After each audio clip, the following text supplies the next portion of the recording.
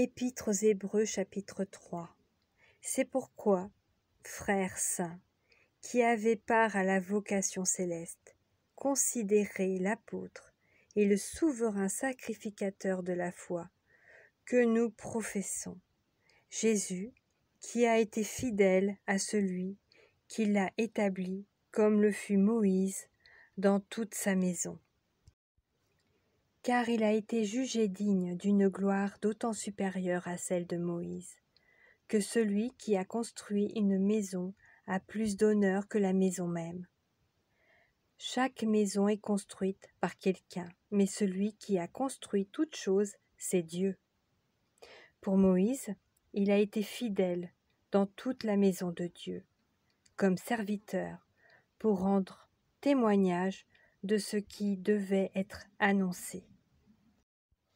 Mais Christ l'est comme fils sur sa maison, et sa maison, c'est nous. Pourvu que nous retenions jusqu'à la fin la ferme confiance et l'espérance dont nous nous glorifions. C'est pourquoi, selon ce que dit le Saint-Esprit, aujourd'hui, si vous entendez sa voix, n'endurcissez pas vos cœurs, comme lors de la révolte, le jour de la tentation dans le désert, où vos pères me tentèrent pour m'éprouver, et ils virent mes œuvres pendant 40 ans.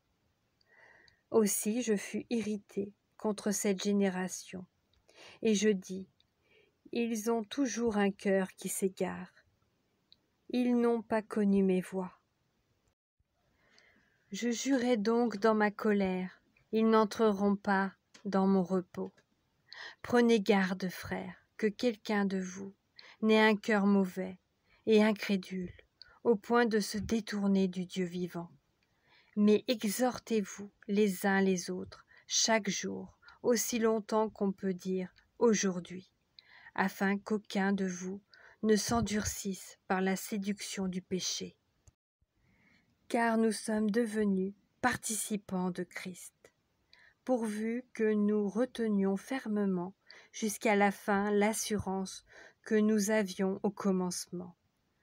Pendant qu'il est dit, aujourd'hui, si vous entendez sa voix, n'endurcissez pas vos cœurs, comme lors de la révolte, qui furent en effet ceux qui se révoltèrent après l'avoir entendu.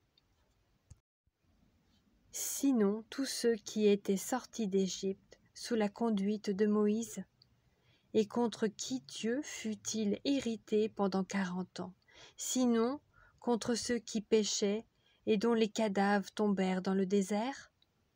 Et à qui jura-t-il qu'il n'entrerait pas dans son repos, sinon à ceux qui avaient désobéi? Aussi voyons-nous qu'ils ne purent y entrer à cause de leur incrédulité.